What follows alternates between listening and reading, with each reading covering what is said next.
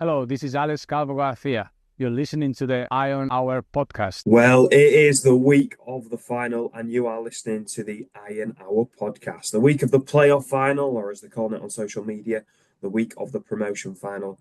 It's Barra here recording this one all the way out from stateside. We thought we'd get a quick 10-15 minute chat before the usual pod. I'm joined by usuals Max and Marco. How are we doing, chaps? You go first. After you, Marco. After you. Yeah, I'm good. Not quite, obviously, living up in Alabama like Barra, but no, sunny Selby and ready for a weekend. What about you, Max? How are you getting on? How are the nerves? Very, very twitchy here in sunny Scunny. Look, it's going to be fine. Not just our entire season for this year, but our entire season for next year as well. It's everything's on the line. There's no point in the playing. I don't believe the whole. It's just another game stick. So yeah, let's hope that come 6-7 o'clock on Sunday that we're drinking to celebrate and not drinking to drown our sorrows. Well, let's hope so. I mean, what are you thinking then, Max? Do you want to take over the reins early doors? Do you want to take over the hosting of this podcast? I mean, it sounds like you're asking me to, so we'll go for it. I mean, obviously, we thought we'd bag you on. Barra, how's America anyway? You're asking Marco how's Selby? I mean, you're asking me how's Scunny? How's it stateside? Yeah, You're it's all working. good. Yeah, it's all good, but I tell you, you're not going to believe some of the merch you can pick up from over here, mate. I'm just going to put this one on. Look at that one. Oh, for God's sake. Yeah, it's incredible what you can What pick up from the shops over here. What the absolute, my God, is that? So, I'm happy to endorse Make Roberts Fit Again. I'm not so sure about the message underneath that if you rip the stickers off. But this hat came wow. just like this, mate. Did you go into Walmart and ask for cameras for that? Make They're Roberts Fit flying Again? off the shelves. Honestly, mate, everybody's wearing them around here. I like the Explain idea. for the Spotify listeners what's going on right now. Yes, Barra has got a red hat on, and particularly, I believe he's in Alabama. The kind of red hat, it's "Make America Great Again," but he's got a couple of stickers, and instead of saying "Make America Great Again," it's "Make Roberts Fit Again." Well, look, let's hope he is. I guess. I mean, obviously, he helps us pick. He's a big part of the creative influence when we get the ball into the final third. So, yeah, do you think he'll be fit, Marco? The way he went down and obviously came off didn't look great. I'd be amazed if he was starting, let alone in the squad. I definitely don't think he'll start. But yeah, like you said, it is. I don't think we should be unveiling if he is fit or not until 3 o'clock on Sunday. I feel like we need Chester to prepare for that, the fact that he is in the team and give him something else to worry about. So I'm all for keeping it behind closed doors. But no, look, it's no secret. He's probably been the best player in the league. So to go into a game of this magnitude without your main man as such, I know we've still got a lot of other presences with Whitehall and Carlton and whatnot. But no, look, we're definitely a worse team without him in it. So it's look, touch wood. Let's hope Barra's hat is key. He is fit again, but no, we wish him the best anyway, whether that's coming in on Sunday or just getting back to normal. And Barra, just in case anybody's flapping, obviously you're working out in America at the minute. You're going to be back for the playoff final, aren't you? I'll be there. I'm back in the UK on Saturday evening, and the excitement is absolutely incredible. I mean, I've been ringing home every day, and all I can think about is the football. I'm not going to lie, Max. It's a huge week. It feels like a significant week for the Iron because we've talked all season about the ramifications if we don't go up, and I think I've tried to be really cool about it and play it off. But the closer we get to this final, the closer we get to the reality of promotion, the more I'm starting to think, we need those away gates that we'll get next season from having the likes of Rochdale, Oldham, Halifax, maybe York, whoever it is. But I'm starting to kind of come to the mindset of we do need to get up, and this is as good a chance as any. We've made the final, and we've got to take that opportunity. We've just got to. I like how you said that you've been ringing home every day, but all you can think about is the final. You're not missing your kids. They're not missing you. Have you heard anything about Roberts? What about Whitehall? Yeah, I can just imagine. It's like, hi, Cat. How's the kids? Yeah, how do you think Callum is? Mentally and physically. What do you think's going on in their heads? I'm just there chucking out like, so have you heard anything, mate? Can you do us a quick favour? Just nip down to GP and see what the crack is. Anyone See what we're doing listening? in training. And are we going to be treated to seeing that hat in person on Sunday afternoon, Barra? Are you going to bring it back through customs with you? I'm going to try. I mean, what can go wrong? Oh, yeah, I reckon you look more weird in Alabama without one of those hats. So. Absolutely. And then imagine trying to explain to the poor Americans that it's about a sixth division English soccer team. I don't think there's a person over here who doesn't know about Scunthorpe United now, mate. That's the spirit. Well, you're rocking the t-shirt. For anybody who's listening on Spotify who can't see it, so that's excellent. Obviously, like Barra said, we're going to do a main podcast on Thursday evening, but due to the time difference and his work commitments, we wanted to squeeze an update from Barra in because we know you're all missing him. Brief word from you on the semi-final, Barra. I know you were there. Were you pleased with the performance? Yeah, really good performance. In the end, I thought the 2-goal advantage, I thought that the 2-goal cushion was probably a little bit soft. I thought it was the kind of game that was out of sight really within what, 55, 60 minutes. I didn't feel like they had any chance of getting back into it. However, as you know, I'm not one to rewrite history. I think we have to be honest about it. And there was a 15-minute period right after they equalised where we were really on the ropes in that first half. Obviously we got that early goal, but them equalising as quick as they did. And again, I'm not one to rewrite history. I know exactly what I felt at that time because I made notes on my phone, for this kind of chat. And I said, we are up against it here. We are on the ropes. And if they'd have got another goal at that moment, listen, football's a crazy game. I don't know that we would have necessarily got over the line, or certainly would have been a big challenge from that point because, again, I know it's cyclic, but we were up against it in that moment. So the timing of our second goal really changed the game completely. And I think that's what will happen on Sunday for me. I think the timing of the goals will be so key to the outcome of the game. I know that sounds like a really obvious thing to say, but if we got, an early goal, the way Butler likes to play, I could see a formation change, Marco. I don't know if you think the same, but I could see us kind of like tightening it up at the back and maybe even shifting to that 5 at the back, particularly for last 20, 30 minutes if we had that cushion of 1 goal. Yeah, I mean, on the basis of if we did get that early goal, you'd hope not, especially being at home. To change formation so early in the game, to me, sort of sets the precedent of we're in this to just not lose, not concede, rather than actually go out and win the game and take it to them. Would I be surprised? No, I fully agree with you there. But look, at home we seem to be a bit of a different beast. So yeah, you'd hope if we did get the early goal that we'd keep the foot down and go for 2 and 3, especially against a team of Chester's quality.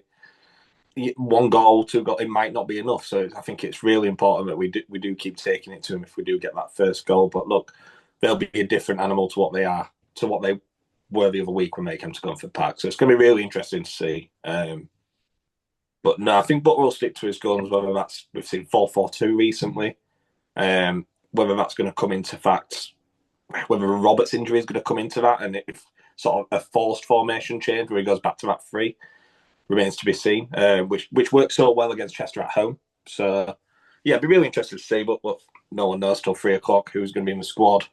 Will Roberts be fit again? And yeah, it's going to be weird. But look, this gap's give Whitehall 2 weeks to get back to full fitness, which I think is huge. Go on then, Barra. Obviously, I think me and Marco will give ours on the main podcast recording on Thursday. But since this is our chance with you right now, let's get a score prediction from you. Put your money on the line. Yeah, I'm not going to go for the usual 4-0 or run through it. it's going to be a close game. I think, as Marco said, that will be a completely different game to that one, 5 weeks ago, whenever it was. Because what will happen, I think, on Sunday is it'll be a war of attrition, and as these finals often are, it'll be a team kind of not wanting to make that mistake. So I think it'll be just a goal in it, maybe 2 goals if Chester start really chucking the pressure on at the end and leave themselves exposed at the back. So I'll go 2-1 Iron, and I'm going to say it'll be squeaky bum time for the last 10-15 minutes. And is that normal time? Do you think we'll get the? Do you think it will be job done in 90 minutes? Could you see it going longer? Like obviously it's in against Boston.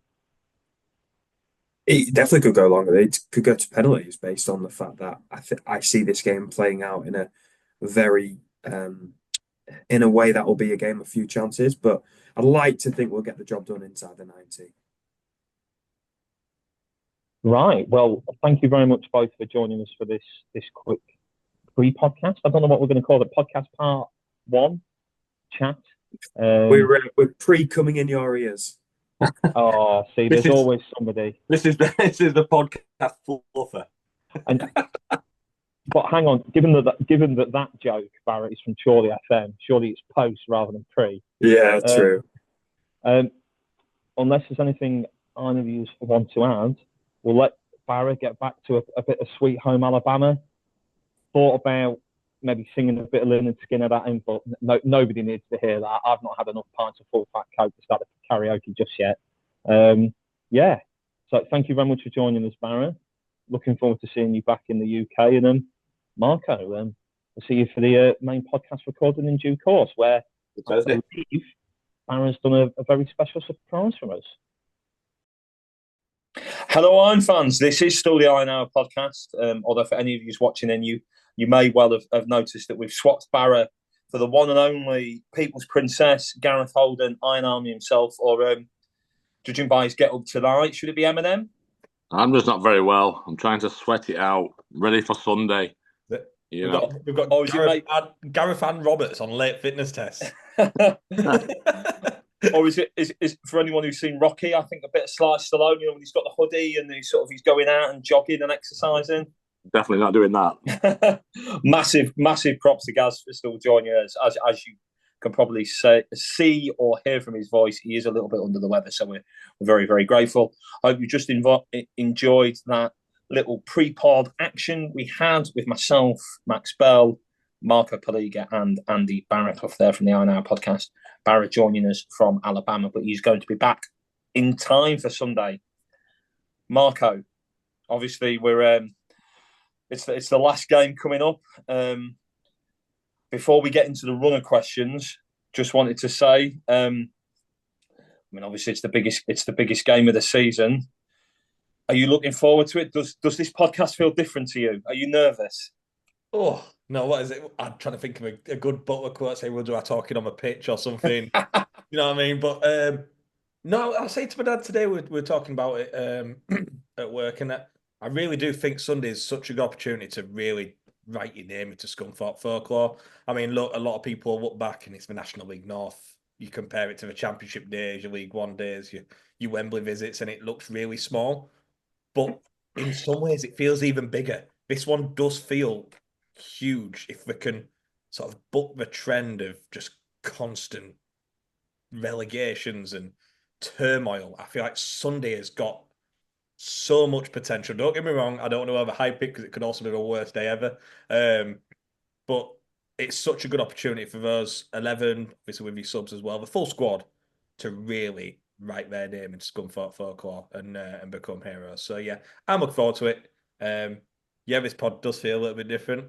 But we couldn't not do one. How can you not do one for the biggest game in years? And no, I'm really looking forward to it. But it won't be as easy as last time we played Chester. No, definitely not. As you say, what kind of podcast would be if we didn't pod this week of all weeks? I mean, everything's on the line.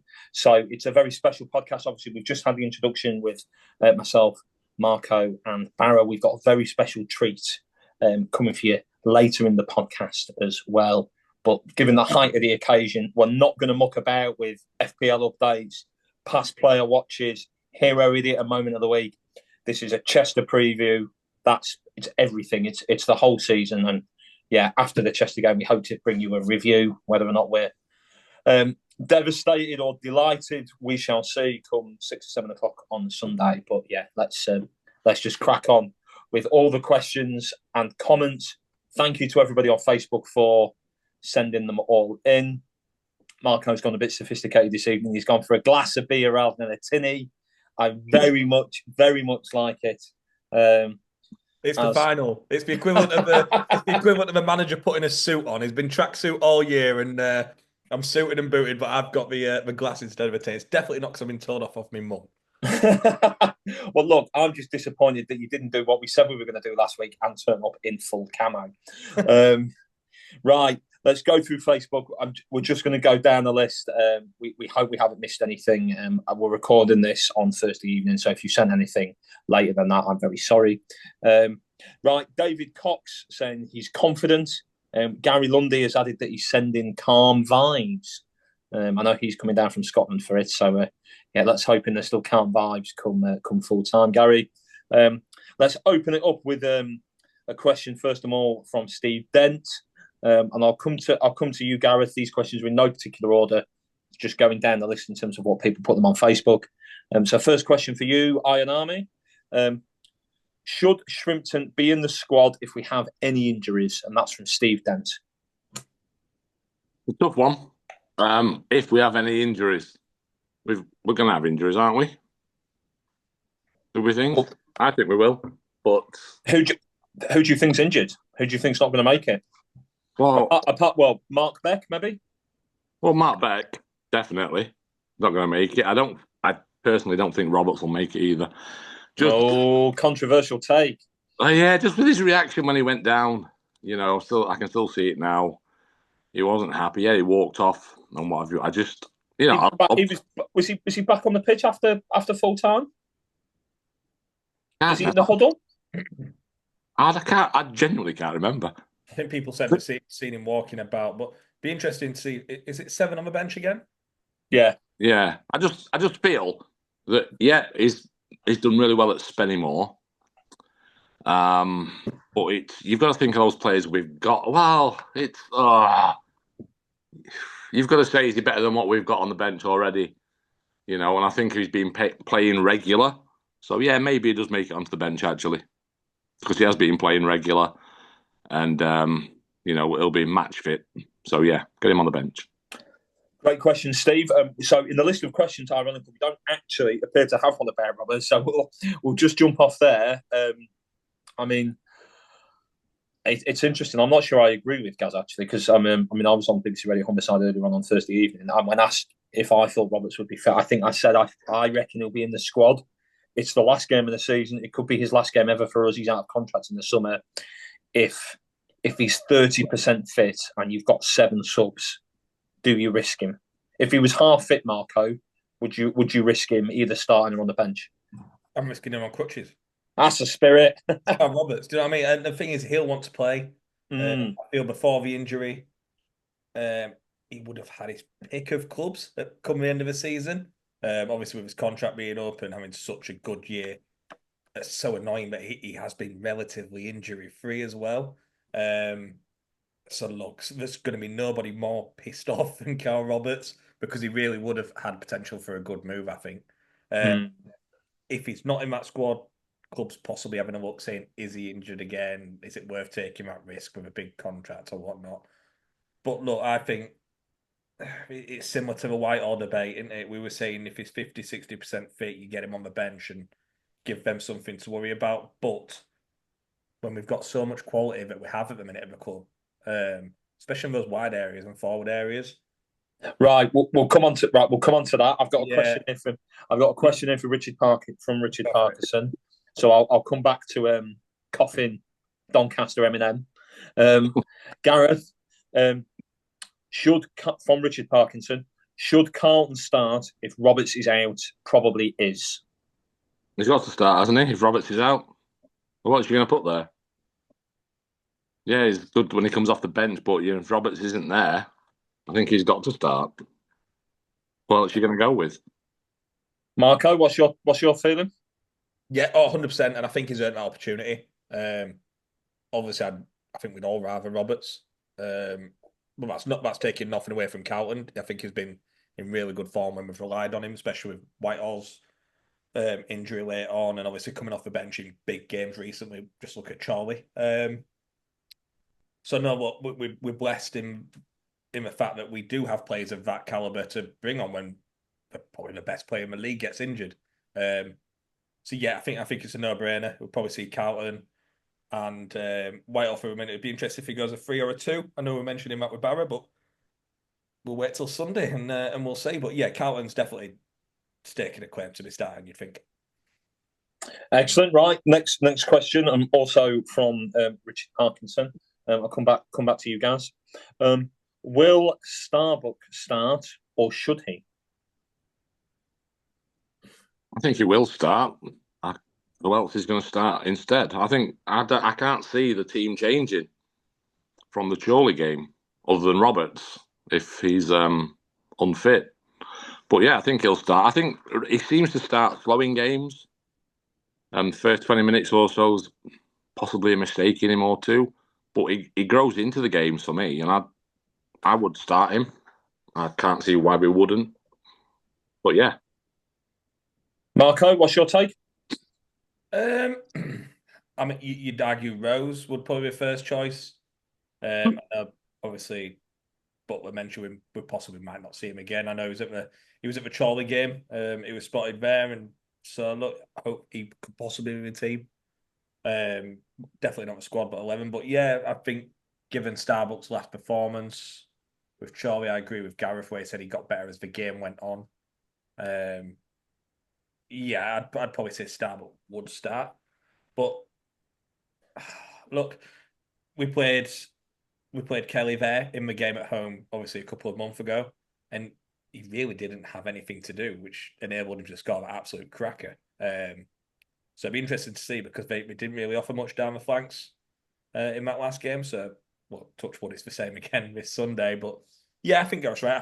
I think we'll see Starbuck starting on Sunday. But yeah, I'd keep an eye out for Rose because, like I said, a bit strange woman being out the last game. So fair enough. Right then, let's address elephant in the room. Obviously, there's been quite a lot of chat about it on social media. So we've got a question here asking, do you think the club have handled the ticketing fairly?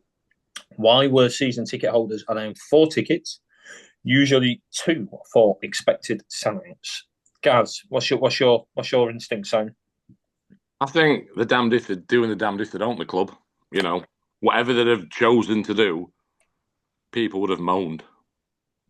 I think we're in a no-win situation as a club. But James Moody and the team have done an excellent job. You know, they've been replying to phone calls, to emails, to messages late into the night, sorting everybody out, you know, and I think they've sorted most people out that wanted a ticket. I just feel that, you know, they could have chose any number for season ticket holders to have. If they said the season ticket holders, you just get your own ticket, season ticket holders would have moaned, you know. So yeah, 4 was a big number, I guess, in the end. I don't know if they would have been expecting to sell the tickets that they did. And maybe that's why they put 4 for season ticket holders, thinking that they wouldn't sell out. So, yeah, I just think, you know, lessons maybe will be learnt. Maybe the number won't be so high next time, if there is a next time. But I got some tickets and sorted some friends out. Good stuff. And just this is a nice segue because we've got a comment rather than a question from Matt Isle on the Facebook page as well. Just building on what Gareth says, I mean, on a personal level, I completely agree. Whatever the club would have done, I think they'd have been in a very difficult position. You know, I do have, obviously, we've had a few moans from Chester fans as well. Marco talked about that before, and I do have some sympathy to an extent. But look, this game isn't a neutral ground, never has been. If that's something you need to take with the league, unfortunately. But anyway, comment from Matt Isle, who says, all the ticketing staff need a special mention. I know Roy Keane might say they're just doing their job, but they'll have, no doubt, dealt with some very interesting punters this last week with some long shifts. Always good to deal with. Emo. Completely agree with what you said there, Matt. Very, very very wise comments. I think I've got a lot of sympathy with the club's position, especially the inevitably overworked and underpaid staff who've been dealing with this at the coalface. So yeah, I'd massively agree with what Gareth has said there. Right, next question, Marco. I'm looking your way for this one. So we've got a couple of questions from Jason Herbert here. Firstly, how much investment into the squad will we need to make the playoffs in National League, taking into account the losses George and Ian are covering at the moment? That one's from Jason Herbert. It's interesting. It's a big if. We've got to win promotion first. Yeah, no, I mean, going off us getting promoted, if we did, whether that's this year or next year, it would be interesting because I mean, I was very wrong. I thought Tamworth would struggle this year in the league above. I tell you, I thought Tamworth might be all right. I thought Boston would struggle. Yeah, and all right, admit arguably they did until the last 3 months of the season, but they properly pulled it out of the bag.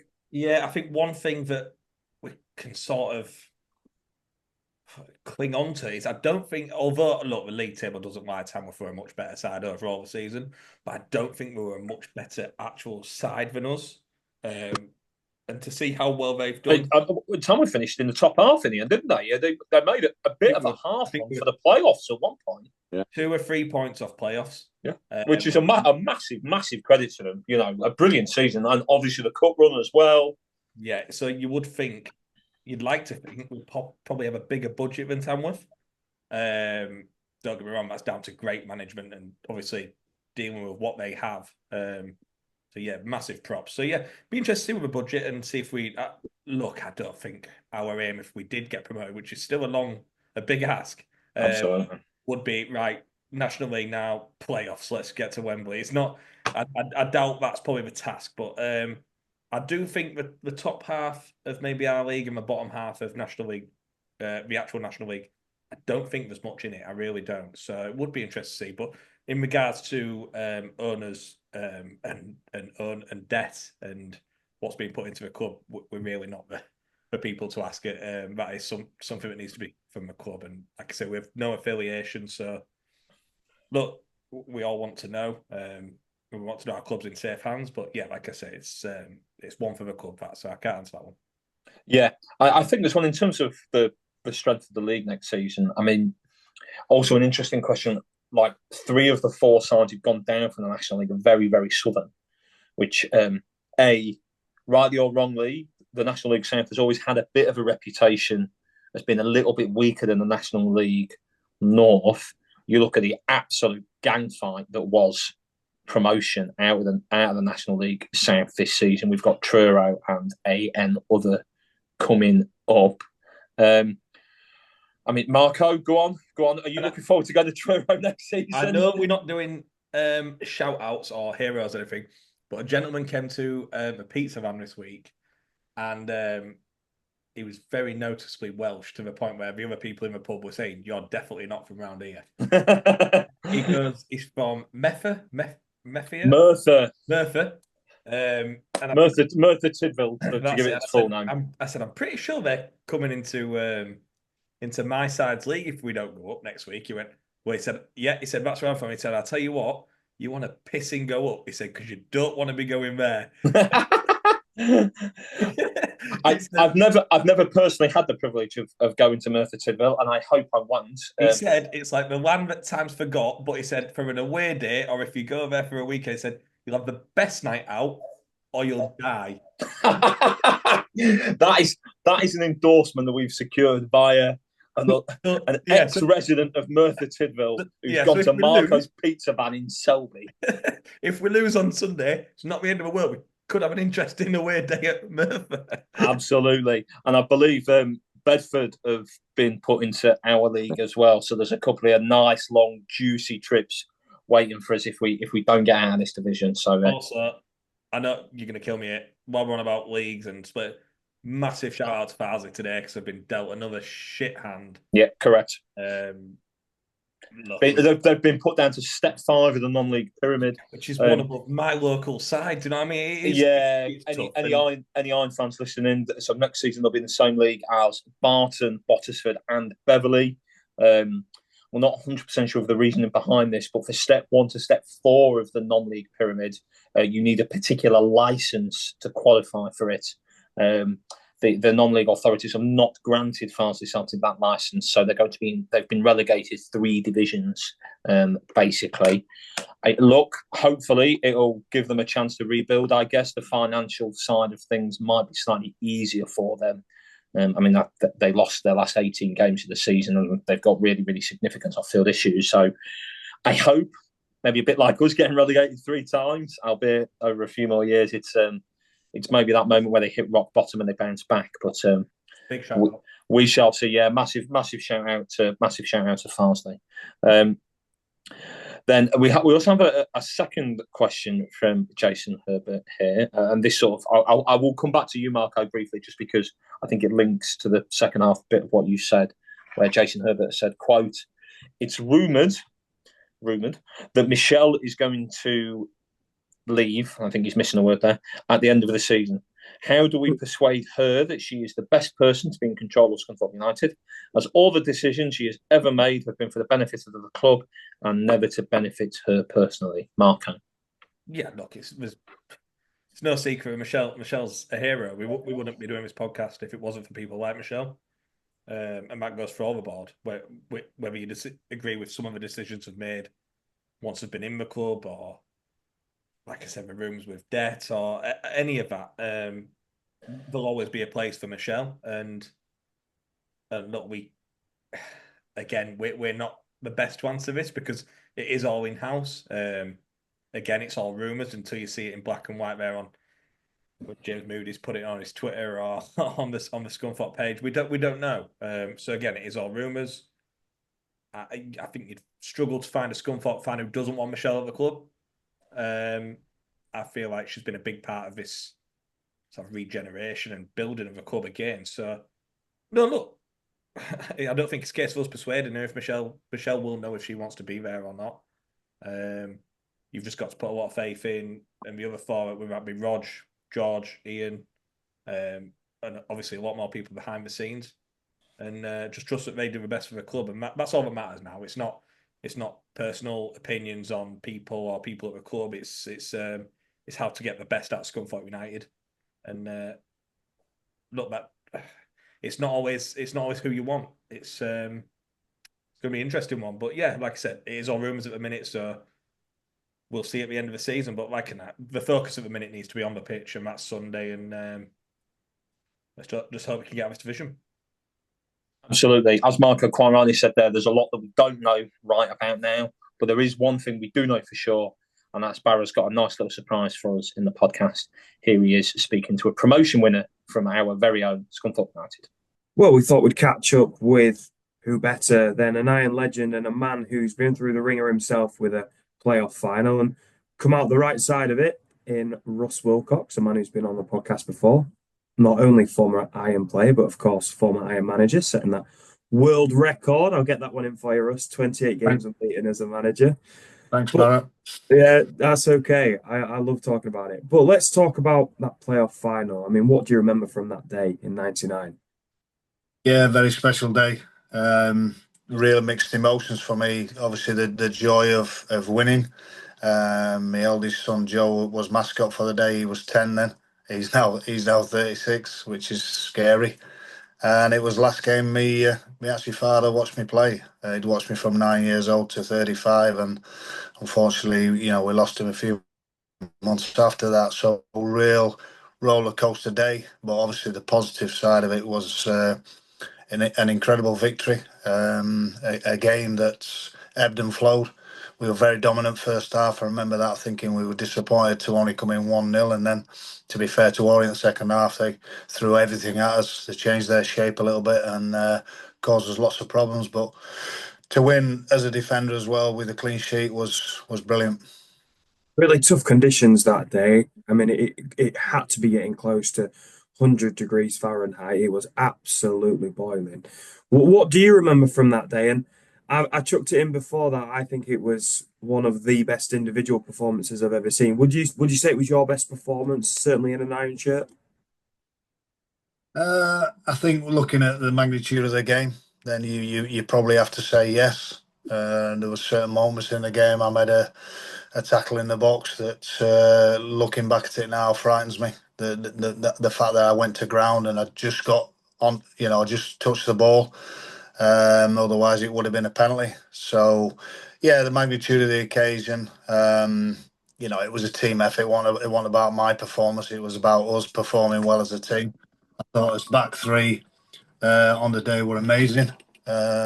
You know, unbelievable. And Tommy in goal had a great game as well. Like I say, it was a strange game. We thought we were comfortable, and then all of a sudden the game really turned on its head second half. But we managed to see it out, and it's a day that I'll remember for forever, kind of thing. I know it's 26 years ago now. It's coming up for 26 years ago on the 29th. So, which is incredible. Where does time go? But yes, still involved in the game. So I've had a really good journey. What do you think it takes to get over an occasion like that and get through it? Do you think it's a couple of players, or maybe even one player really needs to stand up and take it by the scruff of the neck? Are we looking for a David Beckham against Greece kind of performance from someone? I think it's playing the game, not the occasion. I think that's the big thing as a team, not so much as an individual. It's playing the game. Scunthorpe, the home records are amazing this season. I think one defeat all season. So that's a huge positive. They've already beaten Chester at home this season, beat them comfortably as well. So there's all positives there. You've got to make sure you start the game well. You get the crowd behind you. I mean, the Wembley game, great example. Score after 6 minutes. The first goal's massive in any football game, but it certainly will be, on Sunday. And then it's just keeping you cool. And like I said, mainly just concentrating on the game. The atmosphere will be electric, but as a player, you've got to put all that to one side and say, I've got a job to do today to make sure this club gets promoted. Final message then for the fans or the players, anyone who might be listening to this before the big day on Sunday? Hopefully enjoy a special occasion. I'm very confident that Scunthorpe will win this game. I'm really confident. I think Andy's done a great job, I must say that, because where Scunthorpe are at the moment, after the 3 relegations in the 5 seasons, it's such a pressure cooker for Andy. Every time they lose a game, it's a crisis, because they're a full-time team in a part-time league, if you like, to a degree. So the pressure's there. He's dealt with that really well. They've had some really tremendous home performances. So follow the team. All the way through, even if they go behind, you can still see, I can still see Scunthorpe winning that game. So stick with the team like you've done all season. The home crowd has been magnificent. Keep that going, and hopefully, Scunthorpe will get over the line. Right, excellent. Thank you very much, Barra, who we're very happy to say has interviewed Russ Wilcox all the way from stateside. Fantastic to hear from an Iron legend, ex-manager, ex-player, ex-promotion winner. So yeah, a big shout out to Russ for speaking with Barra. It's always great to hear from him, and wishing the players and all the staff of the club the very, very best of luck ahead of Sunday. Now, Gareth, we've got a comment from you here, referring to a game that I think Russ Wilcox, who we've just interviewed, might have been playing in, if my memory isn't playing tricks on me. He says, if we win and the pitch invasion occurs after the final whistle, will letters be sent out like Burnley? And then pulls a face. Go on, Gareth. No. Let Gareth go first. News. It was fake news. I've got to clear that up. There was Burnley did a statement saying that it was fake news. Burnley have put out a club statement clarifying Gareth's reply to our Facebook thread. The original post of the letter saying fan had been banned, it wasn't true. They've not been banning fans for pitch invasions. So everyone get them a pitch if we win. Let's have a party. It's getting written anyway, so bugger them. Gareth, he didn't even let you speak there. That's brutal. Sorry, but fine. I don't know if you'd seen it. That's the only reason I said it. No, I'm not. Right, fair enough. So we've got a few comments here. One from David Thomas that says, "I think it's time for a fans forum to find out what's going on at our club. That many rumours circulating." David, I would say maybe after the end of the season. Because I'm not sure that everything's been sorted yet, and we've got quite a big fat fish to fry on Sunday. Another comment from Nick Bell, who's obviously a great supporter of the pod. Massive shout out to Nick, who says, "No questions from me. I'm just feeling confident again. I said 4-0 in the semi, ended up 4-2. This time I'm going 3-0. Clunan will score. And when he does, that roof is coming off up the iron." That is Marco's thinking face. I think he agreed with it until he said Clunan would score. If Clunan scores, I probably will get a banning order because I will go on the pitch. Go on then, Gareth. Show us your surprise earlier. You showed us before we started recording. What have you got for us?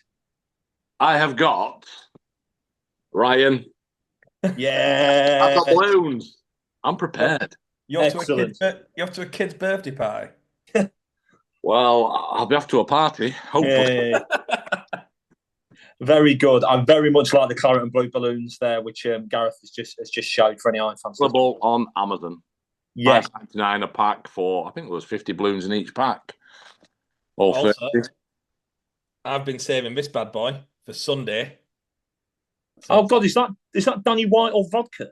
Yeah, Danny White vodka from Phil Pinder. He gave me this as a gift for last year, and I said, "I'll have it when we win the playoffs." Oh, but it's aged a year.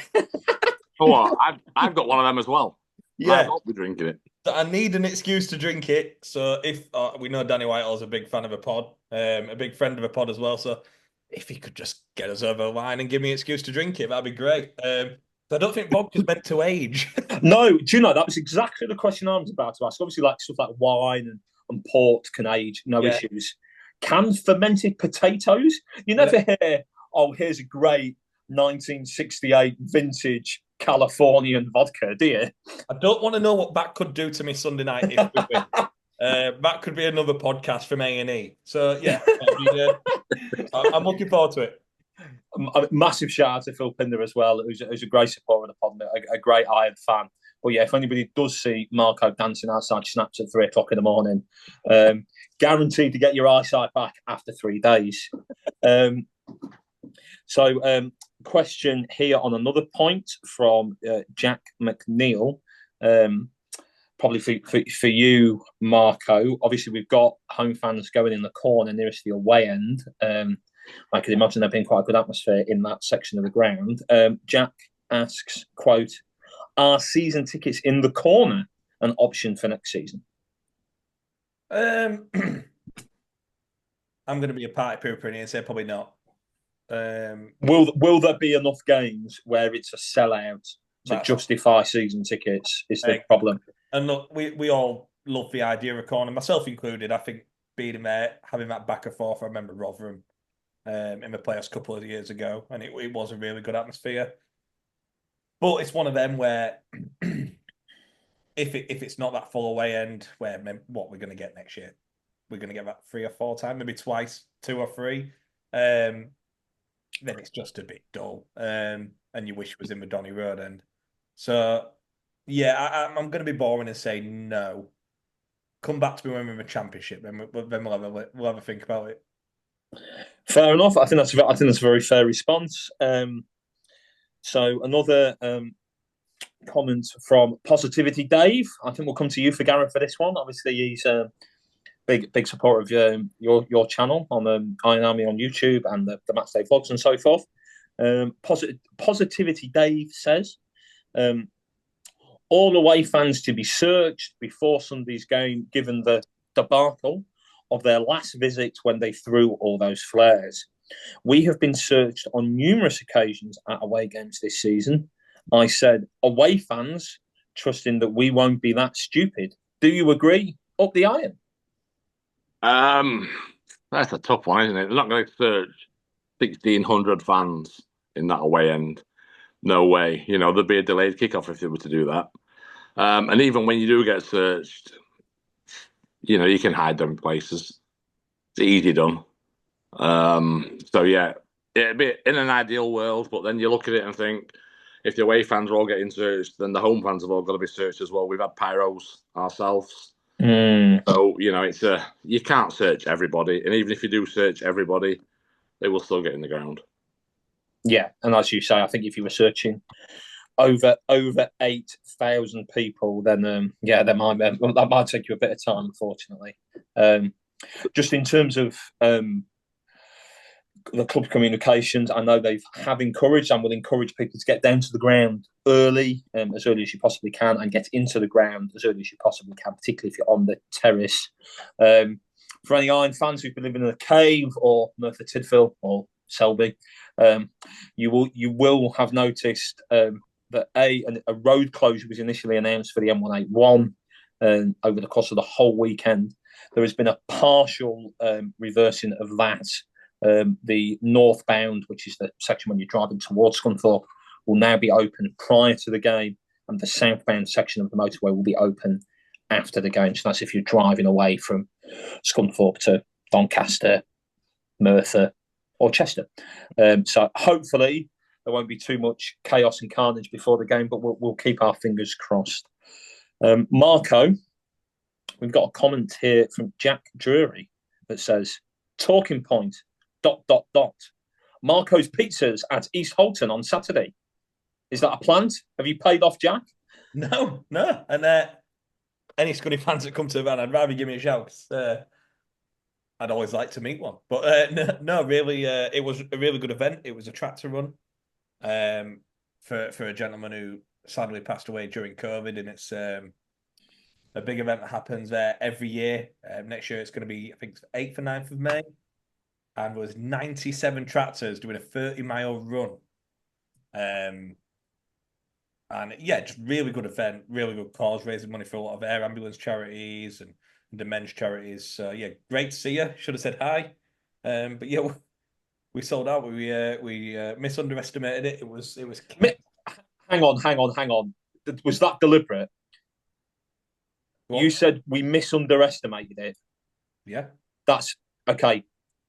That's an all-time classic quote of a fake word that isn't a real word from George Bush there. No. You can underestimate something. You can overestimate something. You can't misunderestimate something. That's like a classic quote from George Bush back in the day. But big thanks to Jack. Yeah, great shout out, Jack. Hope you enjoyed your pizzas. Everyone seemed to. It was a really good day for a really good cause. So yeah, thank you. Excellent. Another comment here from Mark Johnson, who says, I've no nerves, just excitement. The lads will be up for it, and if they play us, we know they can. I'm confident we'll get the result we all want.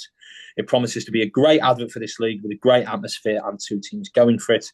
I just hope the numpties with pyros stay away. Nothing original or clever about it. All the risk is hurting the club financially. Now, if I were a betting man, Gareth, my money would be on pyros, probably in both ends. Any chance of them staying in the stand and not getting chucked on the pitch, do you reckon? No. Oh, there we go. Let's be realistic about it. They're getting chucked on the pitch. You know, I think in the home game... From one end or another. When we played Chester in the league, I think they threw 6 or 7 on. And that's before they scored. You know, they were just overly excited. They thought, I've got some pyros, I've got to get rid of them. I think a couple went on after we scored. So, yeah, they'll definitely get thrown on. Hopefully, no Scunthorpe fans are throwing them from the back of the dray. You know, it might seem like you can reach the pitch, but inevitably some of you can't. So keep hold of them. Well said. Keep hold of them. Don't cause any injuries to anyone. And for any Chester fans, just keep them in your pocket because you'll have no need to get rid of them. Brutal. I like it. Right, so... Well said there, Gareth. Moving on. We've got a comment here from Peter Cross. Thank you for your commenting, Peter. He says, with a history of fans being very robust with their critical feedback on the club operations and not least team performance, how does Iron Hour and other fan forums /trust/unity group see the possibility of the voice of the fans being an effective critical feedback method? Is it the time to reinstate a club-sponsored supporter society that would also sit alongside the existing groups? Marco, what do you think? It's a hot topic at the minute. Look, after the FC 1000, 1 million, whatever the app debacle, it's very easy to say that something like that is needed. Whether that being through a nominated supporter or obviously, I think we said a couple of months back, was it going to be 4 people or 4 fans? Yeah, I think so. Something like that. It was 4 different fans. age groups, wasn't it? Yeah, which I'd still like to see. Obviously, nothing's came of that yet, but obviously, the club's had bigger things on the plate. So it's a good question, but again, I wouldn't be surprised if we see something like that. Just no matter what happens on Sunday, whether that's in National League North or the National League, I do think we'll see something of that ilk because I think from that failed takeover, well, not takeover as such, but failed buy-in with the FC 1000, it did show that the club probably read the room wrong, and we need something like that just to sort of put like, hey, let's think what the fans are going to think to this. So, yeah, really good question. I do think it's something we'll possibly see. Well, definitely see in the near future. Very, very well said, Marco. Before we move on to the final couple of questions and comments we've got, I know we said that we weren't going to do a past player watch here, but I'm just looking at the other games and who we might be playing next season. Rochdale are currently playing Southend in the National League playoff quarter-final. It's finished Rochdale 3, Southend 3, and it's just about to go into extra time. Rochdale are at home, and they were actually 3-1 up with 16 minutes to go. Southend have pulled it back to take it to extra time. Their second goal coming from a certain Tom Hopper. A big shout out to Tom. And with 2 minutes to go in the second leg of the League One playoff semi-final, it's Charlton 1, Wickham 0, with a goal from a certain Matt Godden. So Exine strikers are certainly doing the business in the playoffs tonight. Massive shout out to them. We've also got a question here from Judy Casey. I'll come to you, Gareth, because I think we half touched on the injuries earlier. She asks, is Beck injured? ? If he isn't, I don't think he should play on Sunday. What do you think? I think he's an option if we need to. If he's fit, I'd have him on the bench. I know people will shout at me for saying that, but I just think he offers something different. He's a big lad. Just if we had to, we'd pump the ball up. But I feel that didn't he have a hamstring injury himself or something, knee injury? And I think the club said he was going to be out for the season anyway. So I can't say out for the season. So I think it's very unlikely we'll see. Yeah, so I can't see him. I can't see him being on the bench or playing. So yeah, I don't think we need to worry about it. No, I would agree. I think Beck won't feature if he is fit. However, I agree with Gareth. I would have him on the bench. You've got 7 subs. You can afford for one of them as a big plan B, I think. Question here from Tim Bell for you, Marco. Any thought for the policing on Sunday? Going to be difficult to control post-match, whichever outcome. Quite a few feds rubbing their hands at a double time full shift. That's Tim's comments on my app, not mine. Yeah, I think we've probably got a job on hands. And that's either way, whether we win or Chester win. There's going to be a lot of people that are very pissed off and a lot of people who are very happy. So yeah, I don't envy their task on Sunday. It's going to be a big job. Chester are notorious for having a few bell ends. So look, it is every club has a few. Exactly. That's nothing against Chester. We also will as well. And let's just hope it stays the right side and everyone has a good day, barring the Chester fans. So yeah, look, they've got a big task. They have got a big task, especially back corner being open. You'd think there'd probably be a strong presence there. I think that corner though was more so people that were wanting seats together. I don't think it's been opened up to the general fan base. Yeah, I think you're right, Gary. A lot of people who weren't online savvy as well. Yeah, we were wanting seats together and things like that. So I don't think it's going to be a hardcore fan base in there. I think it'll be a lot of families in there, and yeah, and maybe older residents who can't use the website. So I think I do agree with that. However, I do wonder as to whether or not some of the Chester fans will still gravitate towards there when there's flashpoints. Of course, was it family stand at the last game? So I think that tells you all you need to know about who they're picking on. Yeah. Right then, we've got one final comment from Daz, which I think is going to be a good jumping off point for some predictions. Daz Drury says, having predicted we'd win by 2 goals versus Chorley, 3-1 was his prediction. I'm predicting we'll come from behind twice to draw 2-2 after 90 minutes, then go on to win 3-2 in extra time, scoring in the first half of extra time and putting in a backs to the wall, nerve-wracking second half. Dorset Iron on tour. Before I go to the lads for their predictions, firstly, Daz, that's incredibly specific. If that does indeed happen, I don't think any of our blood pressures could take it. Similar kind of a feel to the Swansea playoff semi-final there in terms of an extra time winner and a bit of back and forth with the goals, but we'll see anyway. Obviously, we got a prediction from Barra earlier in the little pre-pod preview. Gareth, go first. Money on the line. What's your score prediction for Sunday? I'm sorry, we've got to do it. You know what? Right? I have a fear. That. I have a fear that we drew last season at home with them. We beat them this season, and just in the back of my mind, there's that fear that we lose. But I'm going to remain positive. I'm going to say 2-1. 2-1 to us. Will we do it in normal time? Who's going to score? I don't care who scores. I just want us to win.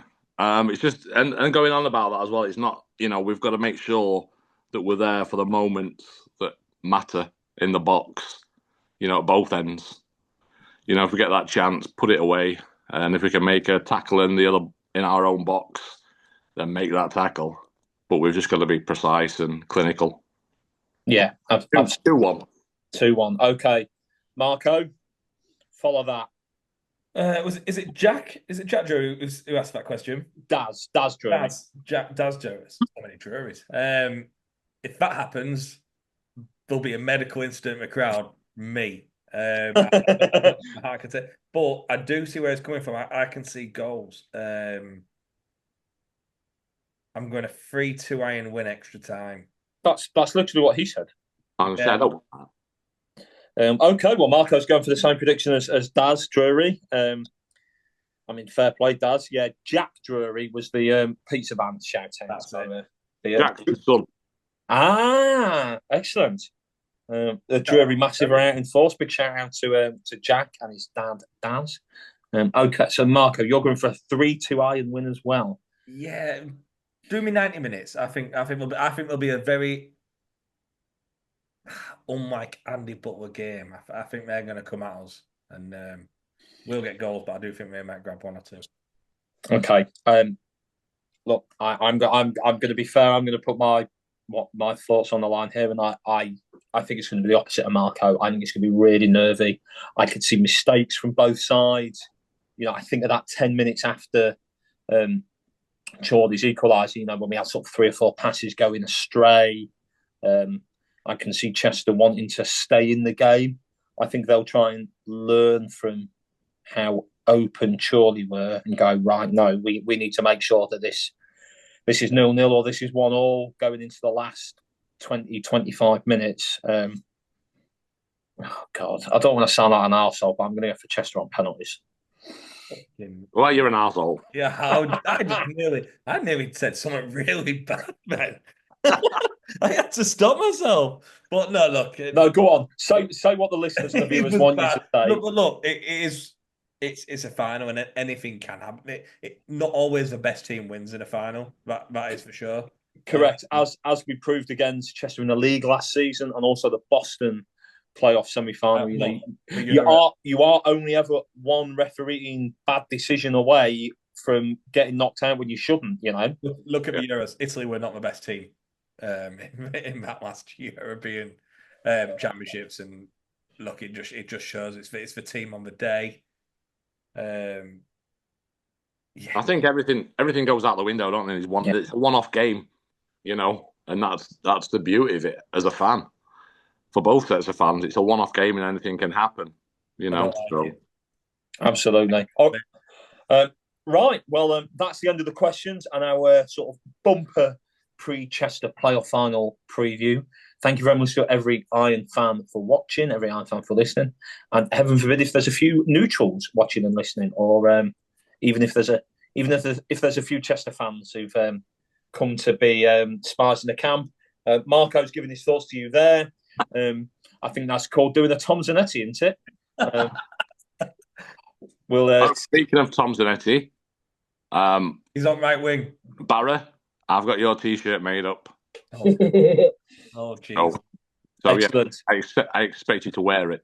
I like it. I like to hear it, guys. I like to hear it. And just before we go, massive shout out to Ryan Ashmore, who's done a fantastic job on the Dre and in many, many away grounds this season for really getting the atmosphere going. Yes, Gareth's showing his balloons. I like it. Hopefully it'll be a sea of claret and blue. I mean, I personally am in favour of absolutely anything which will try and get a bit of atmosphere going, because I'm sure there will be nervy points in Sunday's game where we need the fans and we need that 12th man, and hopefully we can make that advantage count. So thank you very much for listening. Thank you very much for watching. We hope that to have at some point next week a post final podcast of some sort, no matter what state we're in. Call it what it is. It's going to be a promotion pod. We know what it's going to be.